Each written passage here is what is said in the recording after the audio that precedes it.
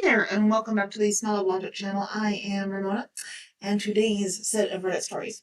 These are strange animal encounters, part 1, because there's quite a few on here. But here we go. I'm going to start off with story number 1. This is what my partner and I were referring to as a ghost cat. As any cat owner will be able to tell you, there is a very distinct feeling of your cat jumping onto your bed and walking across your blankets or whatever. They have very narrow feet, and you are able to feel their every move. One night, a week ago, I was in my bed at my place. It was about 3 a.m., and I was trying desperately to get to sleep, but failing poorly. I was wide awake. I then felt the very distinct feeling of a cat jumping onto the foot of my bed, and walking step by step about halfway up the bed before stopping and laying down. I am used to this feeling when staying at my partner's house, but I was confused as to why there were no cats at my place. I thought that if I had let the door open and a random cat entered or something, then peeked over the blankets to see the mystery cat, but there was nothing there. I then felt around with my feet for the lump of a cat sleeping in my bed, but I found nothing. So that's it. Not after any explanations or anything. It was just what it was. Just a strange thing that I am absolutely convinced happened as described. Story 2. I have been experiencing the same thing. Been where I am for about a year, but the ghost cat only started turning up a few months ago. It jumps on the bed and gently walks up and stops about my chest. I thought it was my cat, and I reached up to cuddle, but there was nothing there. I opened my eyes, and my cat was on the pillow right next to me, snoring away. I thought nothing of it, except it kept happening. I've been wide awake and was just laying there. I feel that cat jump up. I look, and my cat is sound asleep. You can feel each foot as it walks across the bed, and it stops in the same place every time. Oh, once it nipped my toe to wake me up, but the cat was deep asleep and snoring right beside me when it happened. Probably about 7 or 8 times it's jumped up for a cuddle. It's very sweet. My landlady thinks it's scary, but why would I be frightened of a little cat that just wants to cuddle in bed? Story 3. This has happened to me many times. Each time I look or reach for the cat to pet it, there's nothing there.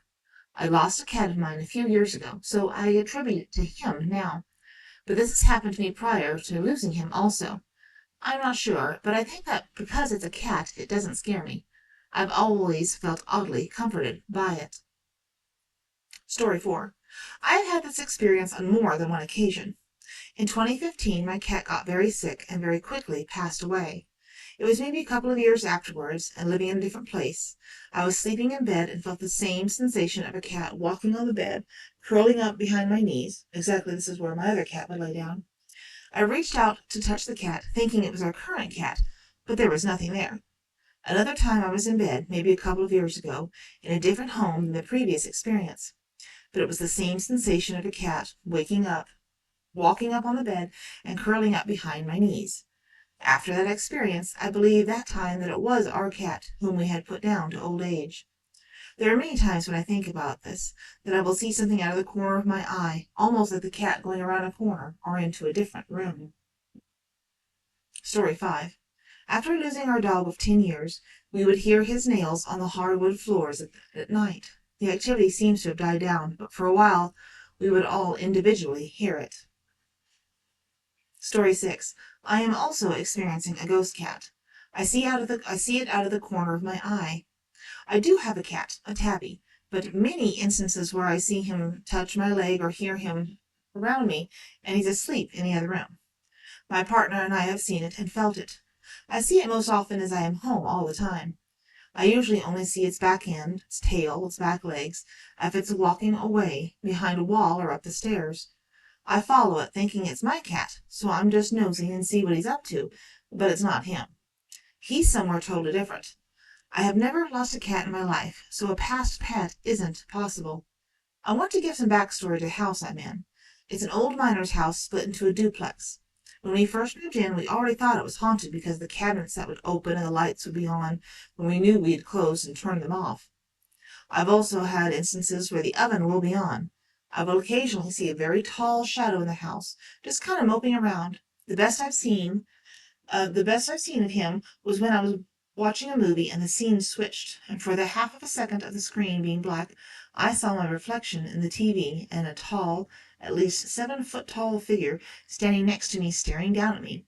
like not trying to get at me, but just watching, chilling. There is another spirit I have seen. She is a child. She's not like a black shadow. I usually see her up on the top of my stairs, like peeking between the wall where the stairs drop off the side, if that makes sense. She's very curious. I hear her trying to sneak up on me to see what I'm doing. She never gets too close, unless I invite her over or come to hang out, laugh out loud, which I have done a couple of times, and 2 times she did in fact join me on a couch. I feel no evil from her. I have a very strong intuition, and I feel things very intensely and emotionally, so that combo for me kind of helps feel them and their emotions and what they are up to. The shadow is just a man. That's simple. Men are good and bad depending on the person. He doesn't feel evil, but he feels traditional, if that makes sense. Luckily, I'm a traditional housewife, so that's why I believe he approves of me and doesn't come after me. But at first he was unhappy. I think that's why the cabinets and lights would go on, because I was slacking on the cleaning. But most recently I made this short because, I don't know, I'm rambling. I woke up to a thud and walked downstairs, and the fridge door was slung open. My cat was asleep. He definitely can't open the door. So anyway, back to the topic. The ghost cat seems to be just part of the house. Because I didn't experience before. I've felt them crawl into bed, where my cat rarely does. Where he does, he crawls on to us and makes biscuits. The ghost cat just likes to lie on the foot of the bed. But I never see it when I look down, and I'm a very light sleeper, and I love my cat's company, so I'll grab him and snuggle him if he comes near. This is a black cat, the times I have seen its back end. The tail is always up in the air, confident, but I usually feel it to rub my legs like my cat does, and I look all around me, and not a cat to be seen. I'm like, maybe he walked into the living room. Well, yeah, he's in the living room, knocked out, where I last remember him being. So we definitely have a ghost cat. I believe in spirits and ghosts, or whatever anyone wants to call them. I have my own theories, but to make it easy, they are ghosts. Story 7. 2 winters ago, when it was bitterly cold at night, like -12 degrees, which is rare for our area, I went to check on the houses around 2 a.m. so I could break the ice in the water trough. The wind was howling, but everything was silent except for the rustling of the trees. A long, eerie whistle broke through the silence towards our top pasture, and all the horses spun around and started to stare. Their ears were pricked up, and the whites of their eyes were showing, clearly startled by the sound. Knowing that no one ever acknowledges sounds heard in the Appalachians, I ignored it even as it grew louder. I started talking to the horses, and they settled a bit. I made my way back to the house as if nothing ever happened. Then I checked on them again at 7 a.m. I could tell that whatever it was had spooked them, but they were all okay. I've never heard the whistling again, but every once in a while at night I can feel the eyes watching your every move. Story 8. Last night, literally just last night. So I have to my phone in the living room at midnight every night. Strict parents. So I came out of the living room to do so and tell my 2 dogs good night like I do every night.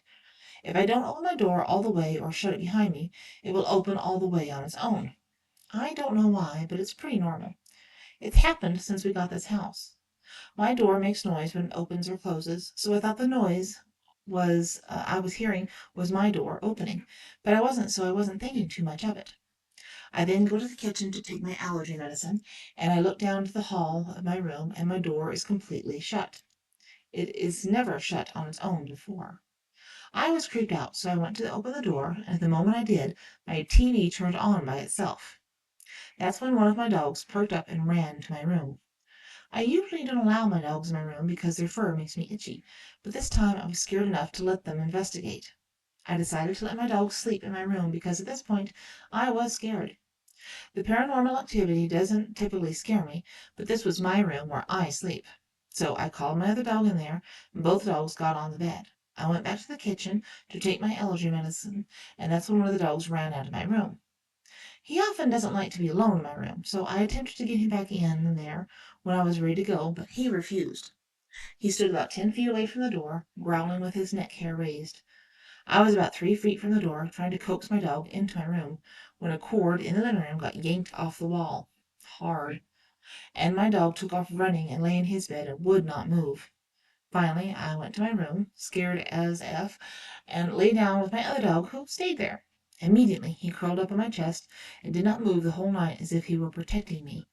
This is very unlike him. The few times they sleep in my room, or when I sleep on the couch, both dogs usually huddle at my feet. Story 9. I had a cat about 4 years ago, for 2 years. His name is Gravel.